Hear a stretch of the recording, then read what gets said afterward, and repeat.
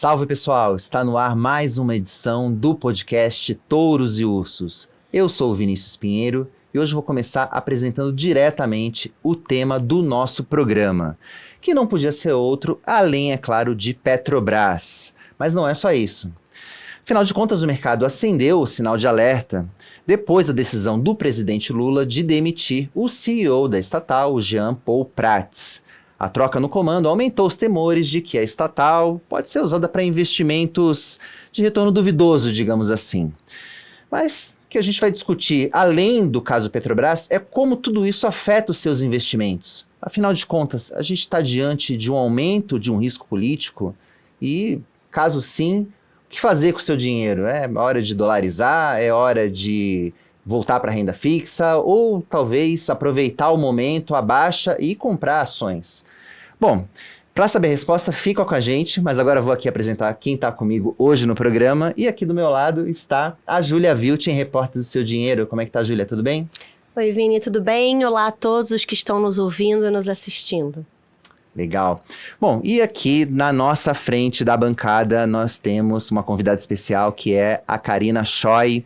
Ela é sócia da Cordier Investimentos. Seja bem-vinda, Karina. E tô vendo que você também trouxe uma convidada, é isso? Trouxe, ela tá aqui, quietinha no forninho. Tudo bem, pessoal? Obrigada pelo convite, primeiramente. Eu tô muito feliz em estar aqui. Acho que é uma oportunidade bem interessante pra gente trocar uma ideia. Legal, bom. De mercado. Bom, seja bem-vinda e qualquer coisa, se a gente falar alguma bobagem aí...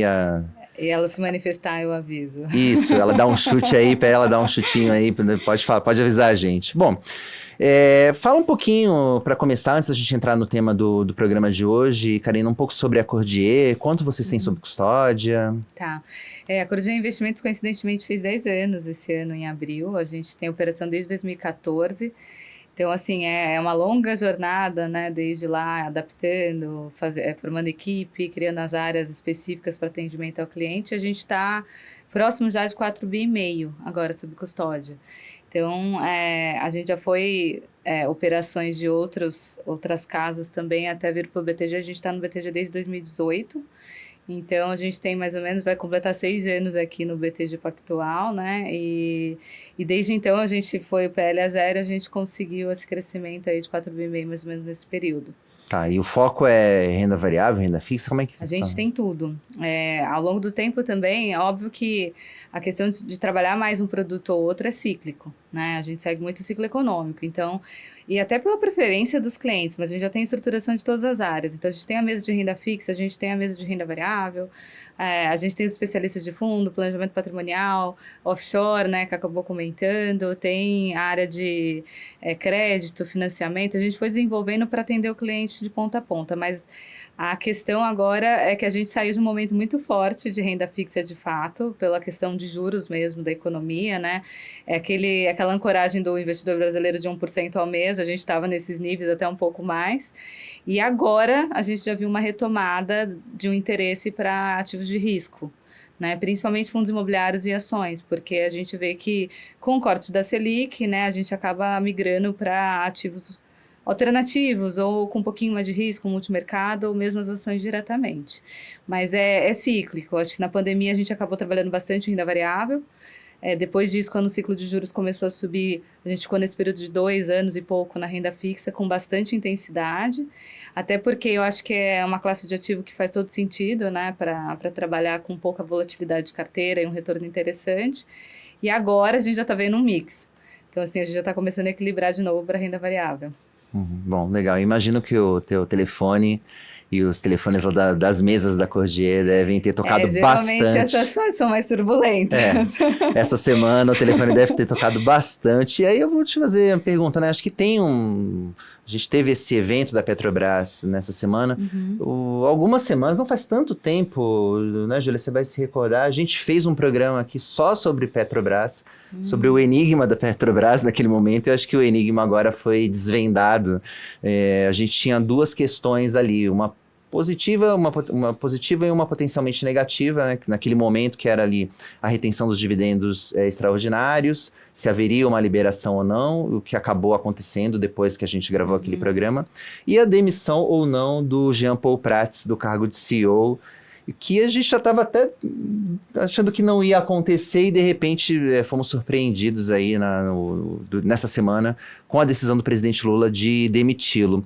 E acho que sempre levanta um temor em relação às pessoas que nos acompanham no Seu Dinheiro, e imagino que tenha aí uma intersecção muito grande com os clientes de vocês, sobre se a gente não está, se isso não pode ser aí primeiro, enfim, de uma série de intervenções políticas aí que podem, enfim, complicar a vida dos investidores.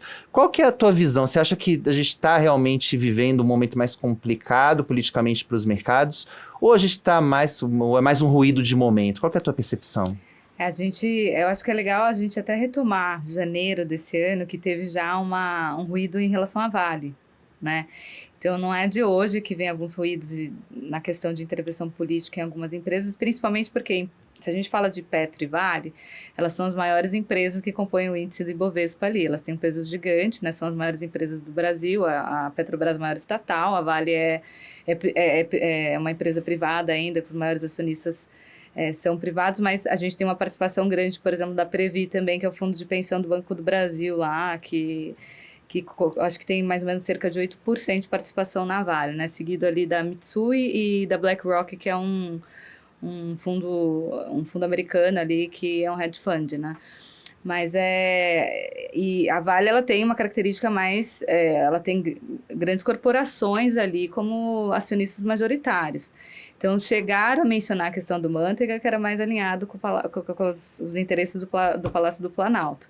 E um deles, de fato, era a concessão de rodovias, que o governo queria arrecadar um pouco mais, achou que no governo do Bolsonaro as concessões elas não foram bem precificadas, então, eventualmente, precisava pagar um adicional ali de 20 bilhões de dólares para conseguir essa concessão, principalmente rodovias de Carajás ali, que a Vale administra, que ela utiliza bastante. Mas isso já gerou um ruído naquele momento, e a Petrobras até então não tinha sido mencionada, e a gente já estava aguardando. Então, assim, se a gente chegou a acessar a Vale do Rio Doce, que é uma empresa privada, a Petrobras, eu acho que o mercado já esperava alguma intervenção em algum momento. A gente só não sabia quando. E o primeiro ruído foi quando a gente viu que tinham condições de ter distribuição extraordinária de dividendos da Petrobras e começaram a falar que não. Melhor não distribuir, porque a gente vai investir em outras fontes de energia, que era o interesse do governo naquele momento. Só que aí, né, entre idas e vindas, conseguiram aprovar a distribuição de 50%, e isso foi um dos problemas que eu acho que levou o Prats a sair a ser saído, no caso da presidência, porque ele foi um pouco contra o que o governo gostaria que acontecesse, que o governo ele tem uma política de investimento, ele gostaria que investisse mais em gás, em refinarias, inclusive tem uma refinaria que ele já tinha investido, que é aquela Abreu e Lima, em Pernambuco, que já tinha investido quase, acho que 20 bi nessa refinaria e não concretizaram a finalização da obra. E aí queriam que continuasse para reativar, e o Prats estava indo na linha de energia eólica e solar, estava indo na linha de mais sustentáveis, além de ser a favor da distribuição dos dividendos. Eu acho que foi isso que acabou levando foi o preço da cabeça dele ali dentro da Petrobras. Mas, assim, eu acho que sim, a gente já vinha numa iminência de risco político, de intervenção em algumas empresas que são interessantes para o governo para aumentar a arrecadação, até porque a discussão do momento é, de fato, como que a gente vai equilibrar o déficit público, né? Como que a gente vai conseguir aumentar a receita? A gente já viu que já tiveram várias mudanças ao longo dos últimos meses, a aprovação da lei das offshores dos fundos exclusivos, né, que é a 14754, para aumentar a arrecadação. Estão em curso outras questões da reforma tributária, eventualmente tributação de dividendos, aumento de TCMD aqui em São Paulo. Então, assim, tem vários mecanismos que a gente está vendo, e eu acho que, assim, o acesso a essas empresas grandes é uma fonte de também aumentar investimento, de fato, eles beneficiarem alguns segmentos que é do interesse deles, né? Mas, assim, eu acho que, historicamente falando também de Petrobras, sempre que teve esse ruído, que já aconteceu no passado, a ação cai muito rápido, né? Porque a gente até brinca, a ação sobe no fato e cai no boato. né? Aí cai ali e ela recuperou muito rápido na sequência. Porque aí todo mundo sabe que tem uma geração de caixa forte, é uma empresa sólida. Hoje ela já tem uma lei de governança muito mais estruturada do que no passado. Então, assim, para mudar radicalmente uma política de governança lá é muito mais difícil. Tem a questão da lei das estatais que também protege bem a Petrobras hoje, que também teve alterações recentes. Então, eu acho que uma intervenção, assim, brusca ali não vai acontecer. Eu acho que foi mais um ruído mesmo de mercado que derrubou o papel. Tem uma recuperação, eu acho que de curto prazo que pode acontecer, às vezes é uma oportunidade de compra, né? Alguns gestores falam que é uma oportunidade de compra pelo histórico mesmo de queda de preço de Petrobras em outras intervenções que tiveram, mas também não dá para prever 100%, né, do que vai acontecer, mas assim, pelo nosso histórico eu acho que o cenário pode não ser tão intervencionista quanto a gente espera, tá? Agora, aconteceu com as duas empresas, né, Vale e Petrobras, que são apenas as duas principais empresas elas compõem 30% de Ibovespa juntas, né? Então, elas têm um peso muito grande, é uma relevância muito grande ali na movimentação de mercado e também na economia do Brasil, né? E a gente falou sobre os telefones de vocês não pararem de tocar esses dias, né? Enfim, esses últimos 2 dias aí com esse anúncio aí da demissão do Prats. Como é que tem sido aí o comportamento dos clientes de vocês? Quais as dúvidas que eles tiveram mais em relação a esse fato? Ou eles não estão tão preocupados? Qual que foi a demanda aí pelo lado dos clientes em relação a essa questão da Petrobras? Eles, assim, geralmente quem nos procura são as pessoas que têm posição, né? E agora, o que eu faço? A nossa recomendação sempre que tem esse estresse é ter calma, não tomar nenhuma decisão no dia do evento, porque geralmente, a menos que a pessoa seja muito arrojada, ela tenha uma disponibilidade a risco maior para comprar mais posição, porque muitas pessoas às vezes fazem isso, veem a oportunidade, mas não é a maioria, né? Elas acabam aumentando posição. Mas a gente pede para ter calma, porque geralmente o mercado normaliza a expectativa na sequência, né? Que quando sai a notícia, o pregão já abre com uma precificação ali de queda de preço que é inevitável.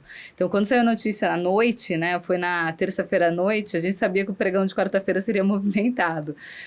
Mas apesar disso, eu acho que teve essa queda. A gente sabe que a Petrobras é uma boa pagadora de dividendos, são empresas sólidas, consolidadas, que geram lucro, né? Então, no tempo, apesar das oscilações, né, a Ibovespa é uma curva positiva, ela tem uma inclinação positiva, apesar de parecer um ecocardiograma ali, né, entre altas e baixas, mas se a pessoa tem uma visão de longo prazo, geralmente ela consegue minimizar essa volatilidade no tempo, então a gente pede paciência. Eu, geralmente, não gosto de tomar nenhuma decisão muito grande nos dias dos eventos, porque realmente tem uma simetria de precificação ali muito grande, né? E a chance de você errar também é muito grande. Tá. Agora, olhando um pouco mais, então, para uma visão mais estrutural, né? A gente tem esse apetite do governo por recursos, enfim, por uma participação maior ali na gestão das empresas. Enfim, no caso da Vale, que o governo nem controla, enfim, mas assim, no caso da Petrobras, efetivamente, que o governo é o principal acionista, acho que a intenção de estar mais próximo e tentar influir nos destinos da Petrobras, me parece que está meio que dado. Mas, como você colocou, né, assim, acho que tem né, a Bolsa tem uma questão de, acho que tem praticamente uma unanimidade hoje que a Bolsa está barata, né, acho que a gente tem uma das... Se a gente pegar aqui o histórico do podcast, talvez seja essa uma das frases que a gente mais tem ouvido, né? Que a Bolsa tá barata. A gente escuta há uns 2 anos já. Exatamente. Então, assim, na verdade, se a gente pegar o gráfico, se a gente reproduzisse aqui nessa tela, seria muito parecido mesmo com o ecocardiograma, porque ela nem tá fazendo um ecocardiograma assim, ela tá ficando realmente... Tá flat, né? Tá estável, mas assim... Mas há praticamente um consenso de que a Bolsa está barata, então vou até passar essa pergunta para você, né? Se você concorda com isso. E se esse desempenho ruim abre uma oportunidade de compra para quem tem mais uma visão estrutural. Nossa, eu não vou precisar do dinheiro amanhã, né? Assim, como uma oportunidade, você vê a Bolsa hoje como algo interessante ou não? Enfim, tá meio complicado ainda. Eu vejo a Bolsa como algo interessante se você escolhe bons players. Eu acho que a gente teve momentos de apostar, às vezes, naquelas pseudotechs, que foi na época da pandemia, pessoal com juros baixos, essas empresas performando, mas era aquelas apostas de futuro que a empresa ainda não tinha lucro, não gerava caixa, margem negativa e tal, que no final das contas provou que a tese estava errada. Então, assim, tem esses ativos de risco que são complicados porque no tempo eles não performam. Agora, assim, se você tem uma visão de longo prazo, tem capital disponível ali para investir, sem precisar de um resgate rápido numa emergência, e você consegue escolher, fazer uma escolha de empresas sólidas, que, inclusive que as que pagam dividendos no tempo, prova que é bastante efetivo o retorno da carteira. Inclusive, quando a gente olha investidores nesse perfil no escritório, que tem carteiras ali alocadas há 4, 5 anos, mesmo com toda essa crise que veio, juros subindo, a bolsa caindo, enfim, crise global, né, que não foi só crise no Brasil, as carteiras estão positivas, e estão bem positivas. Sofreram um pouquinho no curto prazo, mas aí no acumulado, entre dividendos e retorno de posição da ação mesmo, valorização do papel, está bem positivo. Então, nessa estratégia, ela é bastante assertiva. Agora, assim, a especulativa, geralmente é bem mais arriscada, a chance de dar errado é grande, né? Mas a bolsa está descontada, voltando, ela está trabalhando ali num nível de PI, que a gente fala abaixo da média histórica de 12, né? Ela está mais ou menos no patamar de 8, mas a gente também está um pouco sem driver no curtíssimo prazo para valorização, né? Porque o que a gente vê, que a gente entende também de movimentação de mercados, é que o Brasil tem duas coisas acontecendo agora nesse momento, né?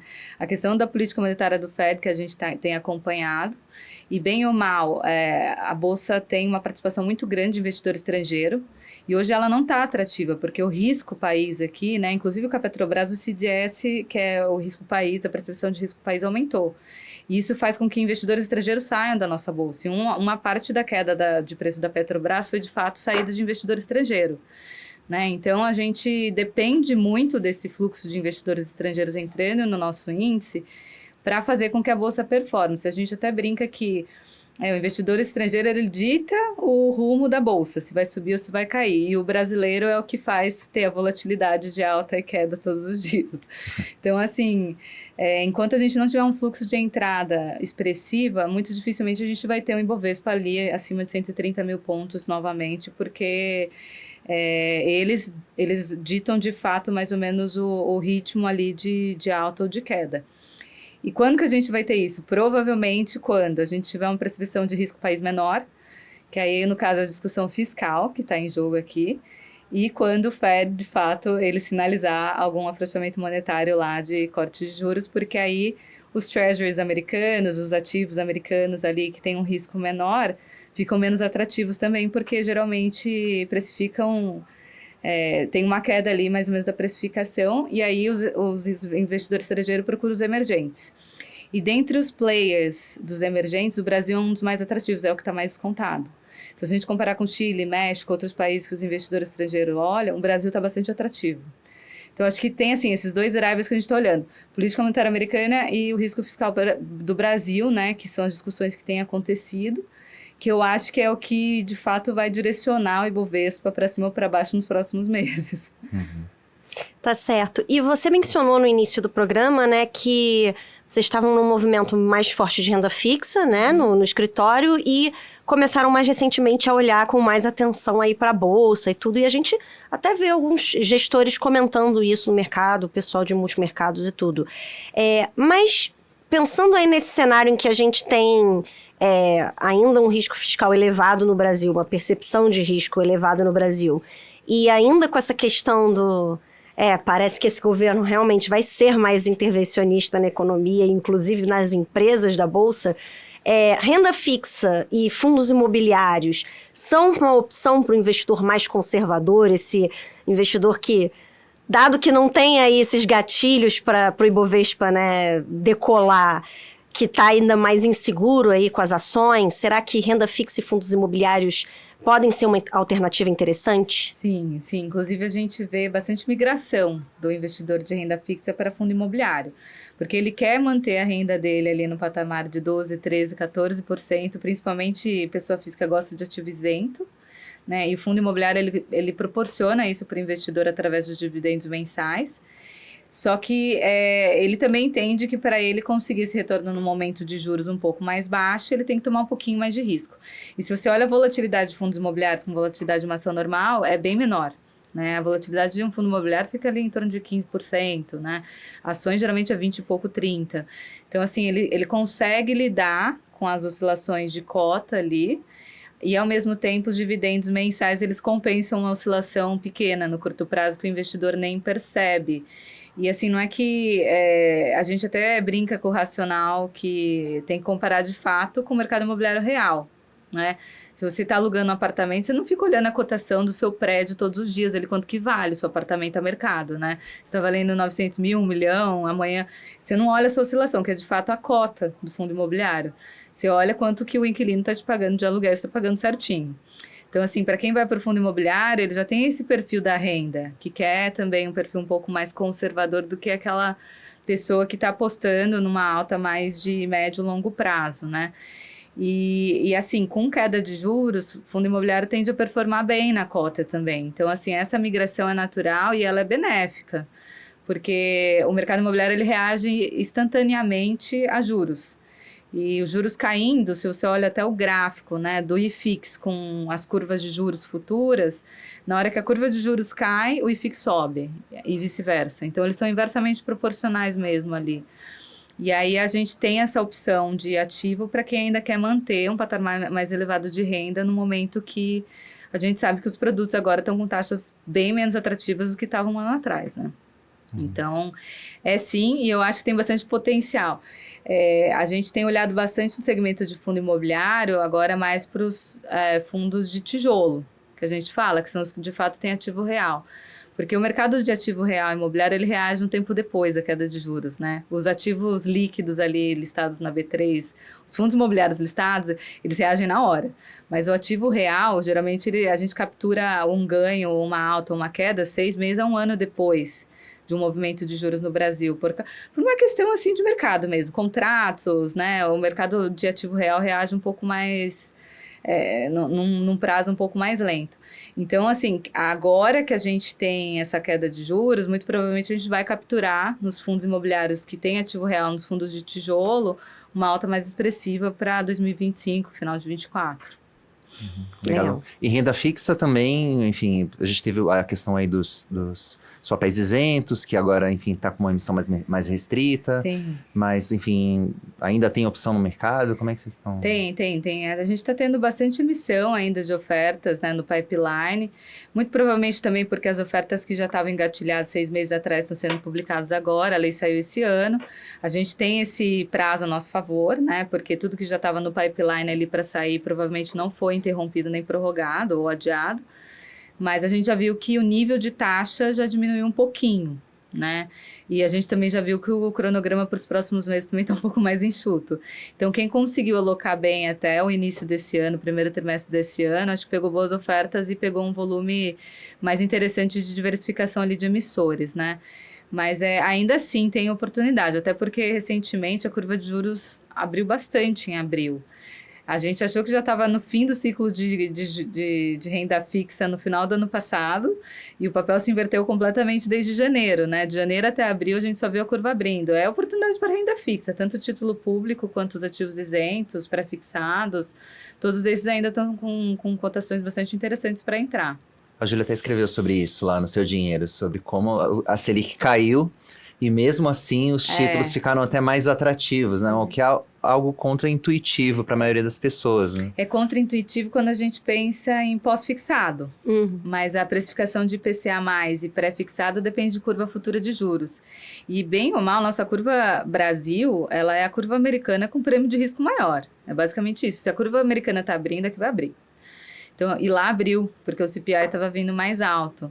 Então, a gente teve, assim, uma falsa expectativa que o Fed cortaria os juros em março desse ano, no final do ano passado. Em novembro, o CPI veio desacelerando, né? Vieram alguns números abaixo das expectativas que fez com que a curva de lá fechasse, e a daqui fechou bastante, né?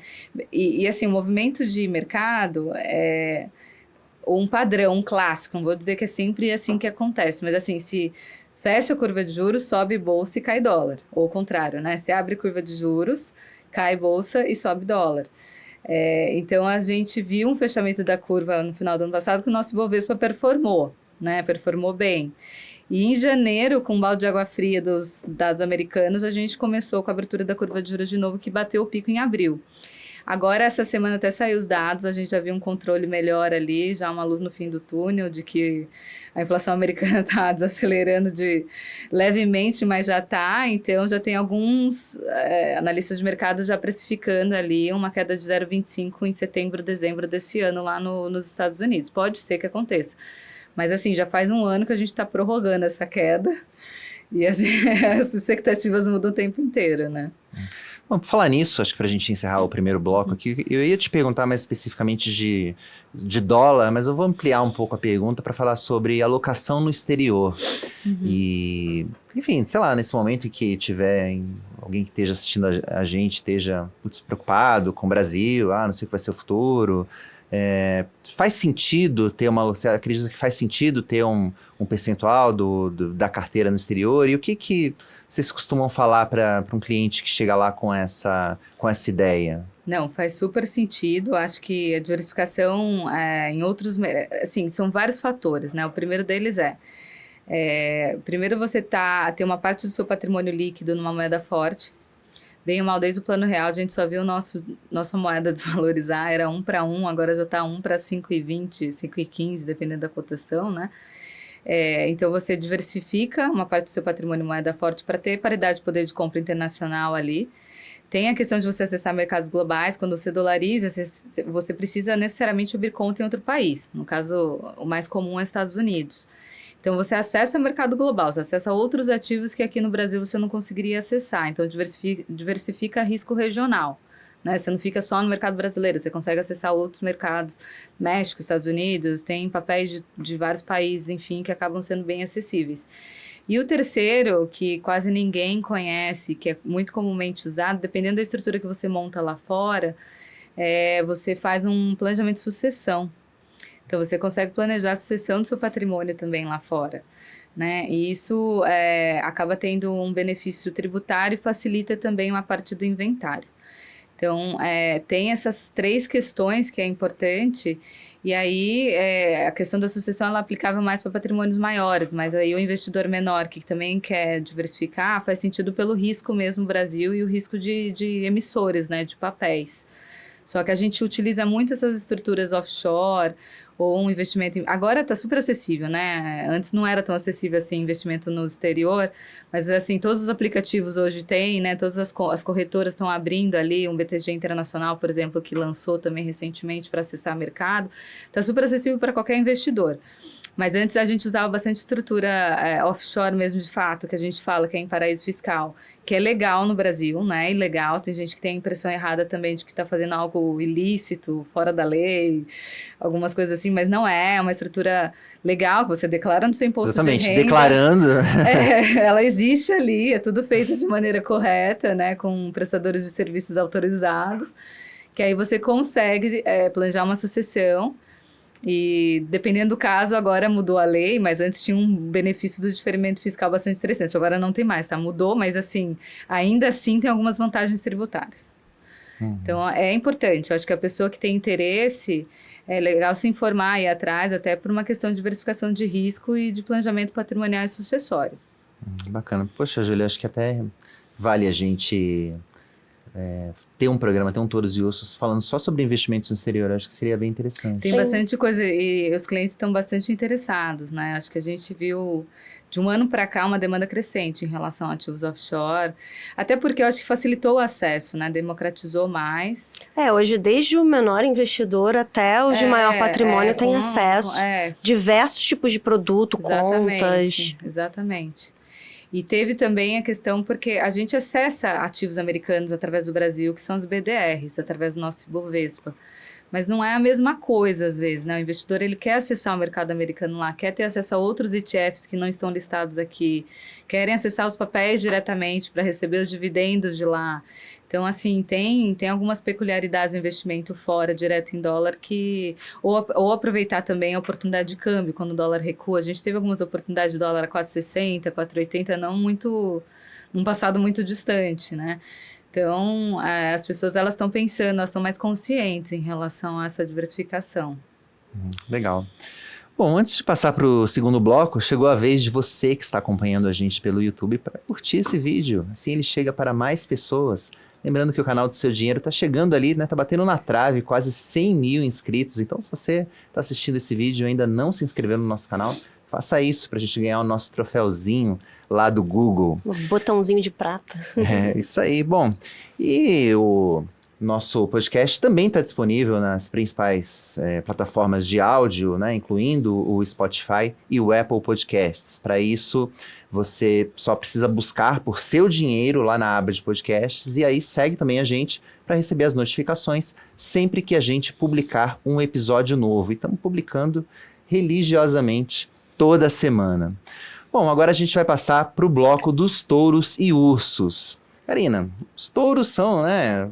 Touro é um momento, né, de alta do mercado e o touro aqui no nosso programa é quem está se destacando por algum motivo bom, positivo. Já o urso é aquele que pode te dar uma escorregada ali, não está indo muito bem, não está num bom momento e a gente sempre enfatiza que é uma questão de momento, não é... A gente não tem uma predileção por alguém que a gente escolhe como touro e nem tem nada contra quem a gente escolhe como urso aqui no programa. Enfim, fica mais aqui, uma parte mais lúdica aqui do podcast, podemos dizer assim. Mas a gente gosta de colocar o nosso convidado na fogueira e passando para ele escolher primeiro o urso dele dessa edição.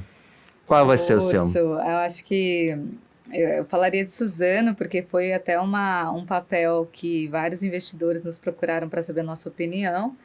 E foi por conta desse evento recente que eles anunciaram interesse em comprar a International Paper, lá, a operação dos Estados Unidos. Qual que foi o problema desse anúncio? O papel no dia despencou. Geralmente, quando a gente anuncia uma fusão, uma aquisição, geralmente é uma notícia positiva, né, para o mercado. Se tem uma sinergia ali. O mercado entendeu que não tinha sinergia. Primeiro que a Suzano, ela trabalha fibra curta. A International Paper, fibra longa. Então, não entenderam que tinha sinergia de negócio, né? Outra coisa é que a oferta de compra seria de 15 bi de dólares. E esse é exatamente o valor de mercado da Suzano. Ou seja, ela teria que se alavancar para conseguir esse volume financeiro para conseguir fazer essa aquisição.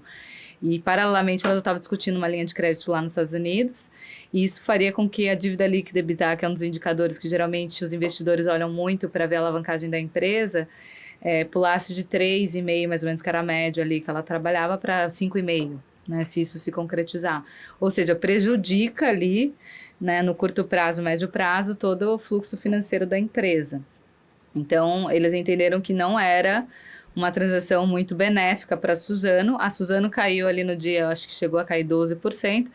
E, em contrapartida, para a International Paper seria uma boa transação, porque ela capitalizaria, ela teria uma liquidez maior ali, e ela subiu 5,5% ali nos Estados Unidos. Então, assim, eu acho que a Suzano, se de fato não está assim, não tá certo, não está assinado, não está de fato concretizada a transação, mas se acontecer, o mercado não viu com bons olhos. Então, acho que seria o bear do momento, porque foi o que chamou mais atenção nesses últimos dias de notícias de mercado ali, que afetou as empresas. E a Suzano estava numa alta, porque o preço da celulose tinha caído muito. Então, desde mais ou menos o final do ano passado até mais ou menos o início desse ano, ela tinha valorizado bastante o papel, porque estava tendo uma recuperação de preço. E aí ela despencou de novo, voltou para o patamar ali dos R$52. Ela tinha batido 59 não há muito tempo. E isso foi um balde de água fria, acho que ali para quem estava posicionado no papel. Com certeza. Eu tava lembrando que Suzano foi um dos ursos do programa anterior, então ela tá ganhando aqui o prêmio, o bicampeonato aqui, né, dois seguidos. Acontece de vez em quando, tem algumas empresas aqui que batem ponto no nosso... Algumas são urso por muito tempo, algumas são urso várias vezes, né, em momentos diferentes. É que são empresas grandes, relevantes, né, que impactam bastante, geralmente estão em carteiras de investidores, né. É que teve também a questão da Klabin. A Klabin, ela comprou uma divisão da International Paper já de papel ondulado, não faz muito tempo, né? Eu não recordo exatamente a data. Aí começaram alguns ruídos, alguns comentários falando, a Suzano tá querendo competir com a Klabin, que a Klabin já comprou aquela divisão, que não deu certo, inclusive, essa transação. E aí a Suzano agora está querendo comprar a International Paper. Então, foi algo assim que pareceu também uma concorrência para tentar ganhar um pouco mais de espaço no mercado, de um mercado que não tinha muita sinergia com o negócio dela, porque apesar de ser tudo papel e celulose, são segmentos diferentes de atuação. Legal. E Julie, para quem você vai mandar o seu urso da semana? Meu urso da semana, Vini, vai para CVC, que a gente teve uma notícia nessa quinta-feira, que é o dia que a gente está gravando aqui o podcast, né?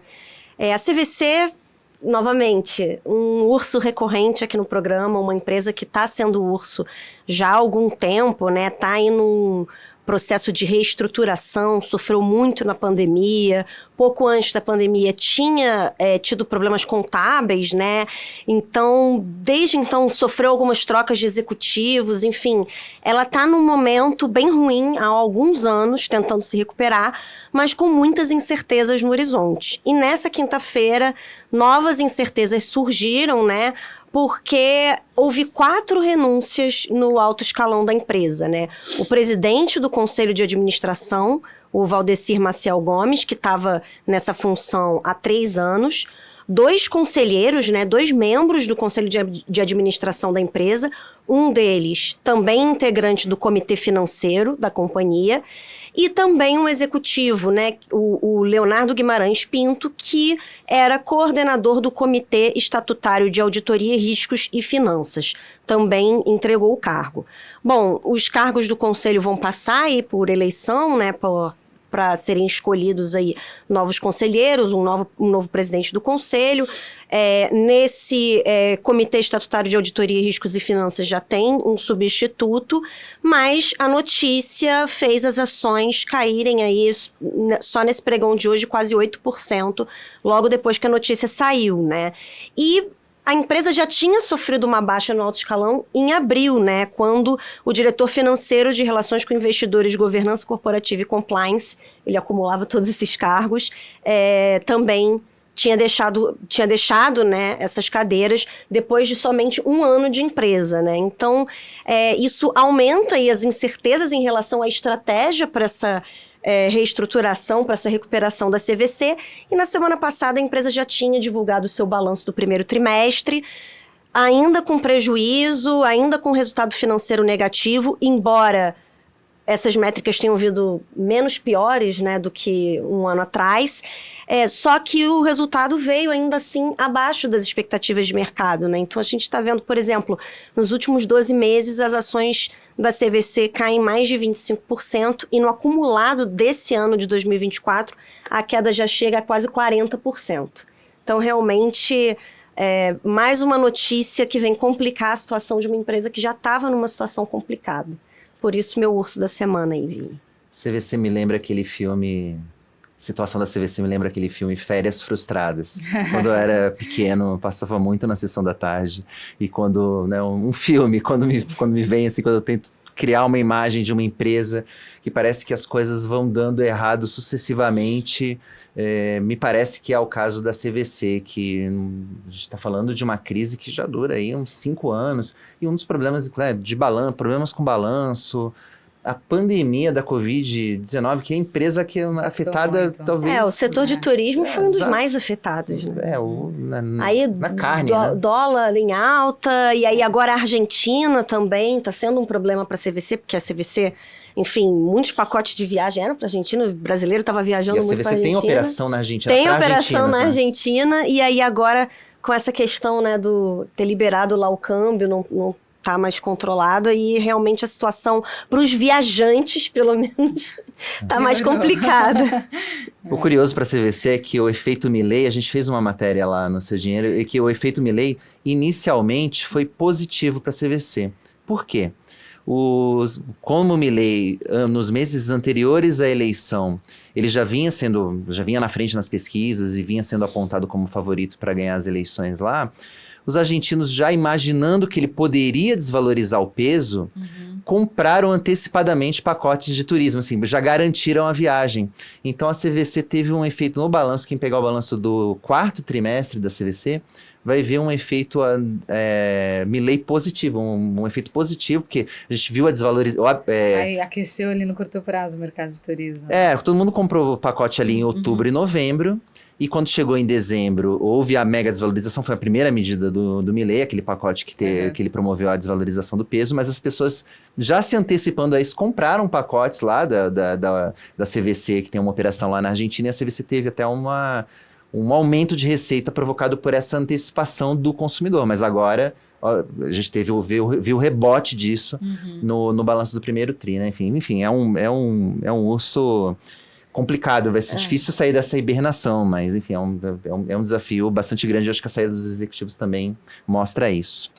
Bom, e deixa eu falar o meu urso também rapidamente. A gente já falou sobre ele aqui, eu tinha separado outro, mas como vocês deixaram para mim, assim, essa bola, eu vou ter que ficar com a Petrobras, então, aqui com o meu urso. Bom, acho que a gente já tratou, né, na introdução aqui do programa, eu já tratei do problema com a mudança, com a troca de CEO. Eu até conversei com o gestor de fundos, mandei um WhatsApp, falei, poxa, mas será que vai mudar mesmo? Porque a nova CEO, a CEO apontada, a Magda, tem uma experiência bastante grande no setor. Né? Na NP, enfim, acho que ela tem... Né, ela não tem um problema que outros indicados do governo Lula têm, que é a questão de ter um vínculo político ali, ter uma indicação meramente política. Ela não é o caso dela, ela tem um preparo técnico, um conhecimento bastante grande do setor. Mas aí ele só me respondeu assim, mas se não vai mudar nada, por que trocou, né? Ele só me respondeu assim no WhatsApp e eu falei assim, se não é para intervir, por que ele trocou? Então, assim, acho que essa pergunta ainda não tem uma resposta. Então, e eu acho que tem uma outra questão ainda relacionada à Petrobras, que acho que já tem mais ex-CEO da Petrobras andando por aí do que ex-BBB. Assim, o que é impressionante. Ficou o quê, né? Ficou 5 meses? Ele entrou em janeiro, né? Completou um ano, né? Janeiro de 2000, foi 23. Foi 23. Um ano e 5 meses. Foi um ano e pouco, então... E a média da Petrobras nos últimos anos tem sido de um ano. Então, assim, não é também aqui nenhuma crítica pessoal ao governo Lula, até porque os governos anteriores também trocaram muito de CEO da Petrobras. Muitas vezes tivemos que trabalhar, e essas trocas de CEO da Petrobras ainda são dolorosas para os jornalistas, porque elas acontecem sempre em altas horas da noite, então quando tem pouca gente disponível na redação. No meio do feriado, na sexta-feira, enfim. É ótimo. Então fica até aqui um ursinho pessoal aqui também para a Petrobras por conta de tudo isso. Mas, enfim, como a gente diz aqui, o Petrobras também já foi touro várias vezes aqui. Mesmo com a queda recente, é um papel que sobe bastante. Sim. Então, e como você colocou, né, Karina, também tem um efeito de curto prazo. Uma oportunidade, né, às vezes. Pode ser uma oportunidade, enfim, caso também seja a Petrobras eventualmente encontre aí bons investimentos para fazer, então pode fazer sentido.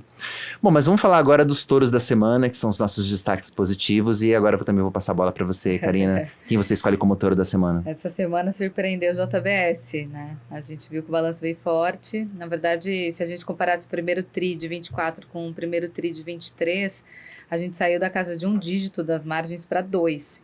Então, a JBS, ela reportou um resultado, assim, que o mercado não estava esperando, por isso que teve essa reação bem positiva de uma alta ali de uns 6%, quase 7% no dia do anúncio do resultado, que foi ontem, né, quarta-feira de manhã. Mas isso não foi algo que quem acompanha bem a empresa não estava esperando. Acho que foi um resultado um pouco acima do esperado, mas todo mundo já esperava uma performance melhor. Porque o ano passado ela teve uma troca de governança, né, muito expressiva lá, trocou quase todos os CEOs das operações que não estavam com rentabilidade. E isso fez com que os novos CEOs eles seguissem mais uma política de corte de custo. Então, eles prezaram muito por corte de custo, eles reorganizaram as operações, eles priorizaram algumas plantas regionais ali que performavam melhor, e teve também o benefício da queda do preço de grãos. Então, assim, alguns fatores combinados ali, dentre troca de governança, queda do preço de grãos, queda do suíno, diversificação de proteína, que eles não ficaram tão concentradas no bife, que era uma operação que estava bem prejudicada ali por causa do preço do gado, né? Eles diversificando esse portfólio aí até de produtos, eles conseguiram performar bem. O destaque foi, acho que, para a Seara, né? Se a gente olhar lá, a Pilgrims, que é lá dos Estados Unidos, e o US Pork, que conseguiram contribuir mais para um balanço vir forte. A margem saiu mais ou menos de uma casa de 4% para 11,6%. Foi um crescimento bastante expressivo. Então, aí o mercado reagiu bem e a JBS, se continuar nesse ritmo, né, projetando o fluxo futuro dentro dessas margens que eles reportaram, muito provavelmente eles conseguem fazer novas aquisições, um M&A ou aumentar dividendos, distribuição de dividendos, e isso é bem visto para os investidores.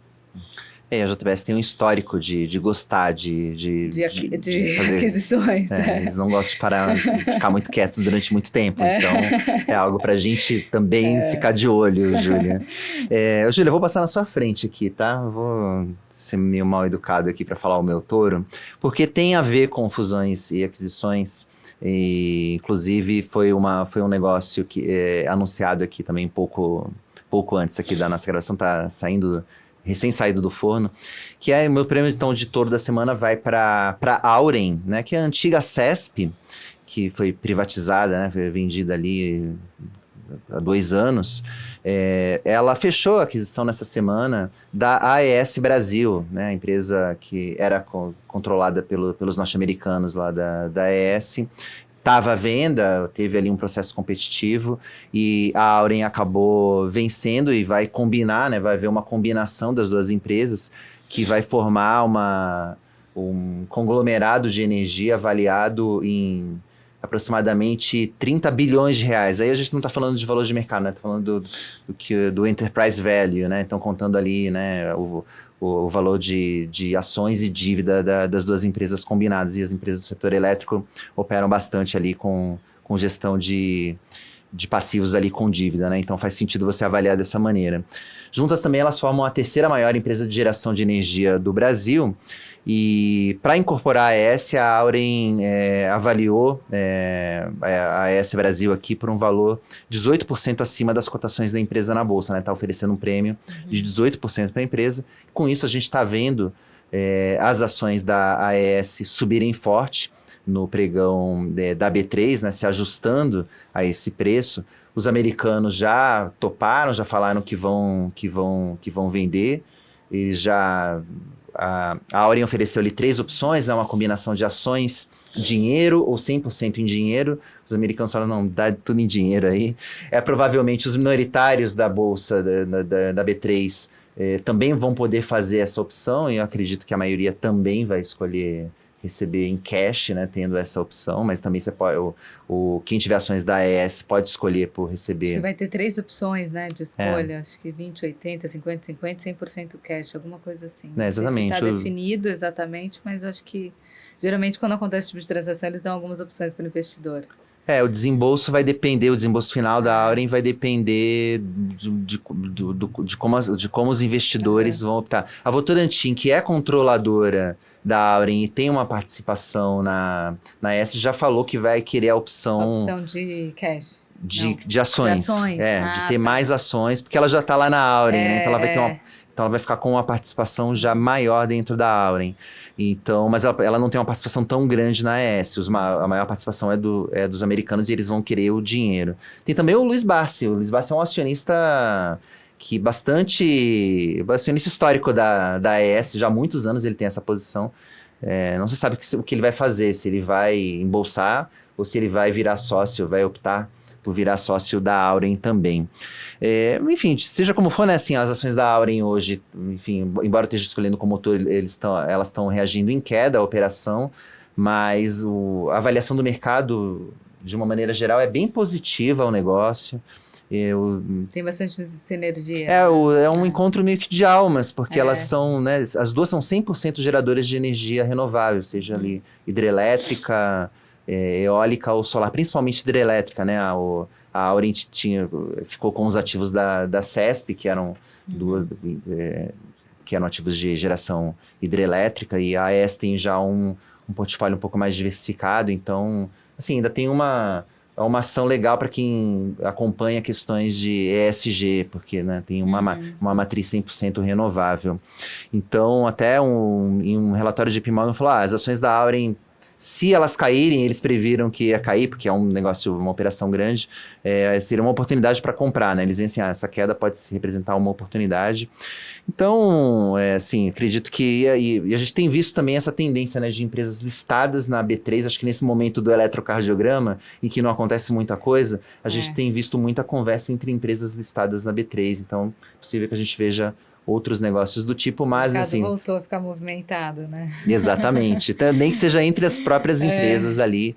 Então, fica aqui meu prêmio de touro da semana, então, para dupla, Auren e AES, futuramente só a Auren ali. E Júlia, agora sim, vou passar para você falar qual é o seu touro dessa semana. Meu touro da semana, Vini, é um touro raiz, assim, porque eu escolhi o índice Dow Jones, que, enfim, é um índice mais antigo aí dentre os principais índices das bolsas americanas. A gente tem visto as bolsas americanas se saindo muito bem. E o Dow Jones, ele tem ficado, né, já há algum tempo um pouco mais para trás da Nasdaq, do S&P, né, que é o principal índice. É um índice, assim, com menos empresas, né? E que tem empresas, assim, mais tradicionais, no geral, né? Empresas mais ligadas à economia real, assim, a empresas americanas tradicionais. Mas nessa quinta-feira, também nesse dia que a gente está gravando hoje o programa, o Dow Jones bateu os 40 mil pontos pela primeira vez.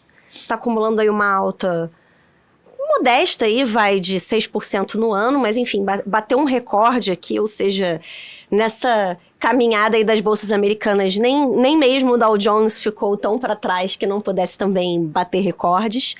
E o que a gente está vendo é uma consequência aí desse dado de inflação, né, o CPI que foi divulgado essa semana aí, um pouco mais benigno, né? Uma desaceleração maior do que era esperado pelo mercado e, por consequência, uma expectativa de que, reforçando aí a expectativa de que, enfim, o Fed corte juros aí em setembro, né? Então, essa é a principal aposta do mercado nesse momento. Então, por conta desse horizonte aí mais benigno para inflação e juros, o Dow Jones também lá, o velhinho, o touro mais velhinho também continua subindo, continua escalando lá a montanha das bolsas americanas e bateu esse recorde, então por isso é o meu touro da semana. Eu vejo o Dow Jones, acho que é um símbolo do capitalismo dos Estados Unidos. Ali, né? O índice, eu também fiz uma pesquisinha aqui, o Dow Jones foi criado em 1896 pelo senhor Charles Dow, que é do Wall Street Journal, que até hoje é responsável por fazer o cálculo do índice. Ao contrário do Ibovespa, o Ibovespa tem uma série de critérios técnicos para você entrar no Ibovespa, né? Você precisa ter ali um determinado volume de negociação, não pode ser uma penny stock, né? Uma ação cotada a centavos. No caso do Dow Jones é uma escolha um pouco mais seletiva, não tem um critério mais numérico de volume, enfim. São as maiores empresas, né? O que eles colocam são as maiores empresas e com foco ali na atuação nos Estados Unidos. Então, embora não tenha uma pegada de tecnologia tão forte como você vê no S&P 500 e no Nasdaq, que é até mais tecnologia pura, você tem, né, no Dow Jones hoje nomes, né, como Microsoft, Apple e Amazon, e eu acho que essas são justamente essas que estão dando essa puxada no índice. Mas, assim, outros nomes mais, digamos, modinha, como a Tesla não faz parte do Dow Jones, assim. Então, é como você falou, Julia, o Dow Jones é aquela coisa... Tem que se provar, né? Tem que passar no teste do tempo. Exatamente. Então, acho que o Elon Musk ainda vai ter que esperar um pouquinho tem que provar um pouquinho mais ali com a Tesla para fazer parte do Dow Jones. Mas, enfim, a gente acho que com esse histórico todo, eu entendo que você consegue ver uma fotografia realmente ali através do gráfico do Dow Jones, você consegue ver uma fotografia do que foi a economia dos Estados Unidos. Acho que tem essa... É engraçado que a economia dos Estados Unidos ela andou de uma maneira oposta do que aconteceu aqui, né? Quando os juros aqui estavam subindo, a nossa bolsa despencou. E que foi ali mais ou menos em junho de 2022, né, que a gente começou uma alta de juros. Lá nos Estados Unidos foi engraçado, porque com a alta do Fed de juros ali, que chegou a 5,25, 5,5, a Bolsa continuou performando, né? Isso é uma dúvida também recorrente. Fala, mas por que a Bolsa continua performando, sendo que a gente está numa política monetária contracionista, né, de alta de juros? É por causa do resultado das empresas estava muito forte. É lucro atrás de lucro, lá a economia estava extremamente aquecida. E os investidores lá entendem isso, né? Geração de lucro, geração de caixa, fluxo de caixa crescendo, né? As projeções ali de valuation aumentando, então o índice não parou de subir. E foi engraçado porque geralmente é o contrário, né? Quando a gente tem uma política monetária contracionista, a bolsa cai. Lá não, lá andou junto. Subiu os juros e subiu bolsa. E a gente aqui no Brasil ficou meio desassistido. É verdade. Pois é, a gente se pegar uma fotografia do Dow Jones contra a do Ibovespa em dólar, o Ibovespa leva uma surra, né? A gente está num nível mais baixo hoje do que ainda em relação à crise de 2008, né? A gente nunca conseguiu recuperar o patamar em dólar da crise de 2008 aqui no Ibovespa. Realmente é um... O que a gente está no mesmo nível de nível de curva de juros, até lembrando, né, o Ibovespa agora que está sofrendo, mas foi no mesmo nível de 2013 e 2018. Se a gente pegar ali o juro real do Brasil, hoje está mais ou menos nesses níveis que tiveram alguns estresses pontuais lá na época do governo da Dilma, né, 2013, 14, 2018 também a gente teve alguns embrólios ali de algumas, enfim, greve de caminhoneiro e tal. Mas foi o mesmo pico, a gente está mais ou menos trabalhando no mesmo nível e o Ibovespa também acaba acompanhando isso. Mas a gente chega lá, um dia a gente alcança o Dow Jones, vamos lá. Bom, agora com isso a gente pode colocar um ponto final nessa edição do podcast Touros e Ursos. Queria agradecer demais aqui. Eu que agradeço o convite, muito obrigada. A Karina Choi, obrigado Karina. Bom, e para conhecer o trabalho lá na Cordier, como é que faz? Pode entrar em contato com a gente, a Cordier Investimento tem um site também, que é Cordier Investimentos. A gente tem unidade em São Paulo, Curitiba e Sorocaba. Sorocaba foi a matriz, as filiais vieram depois, que foi Curitiba e depois São Paulo.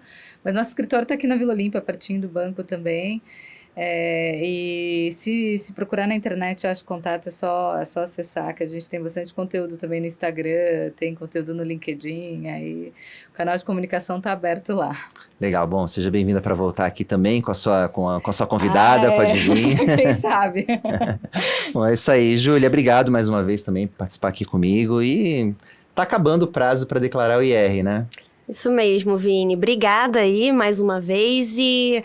Está acabando o prazo para a declaração de imposto de renda, termina no próximo dia 31 de maio. Então, a gente está praticamente aí na reta final, né?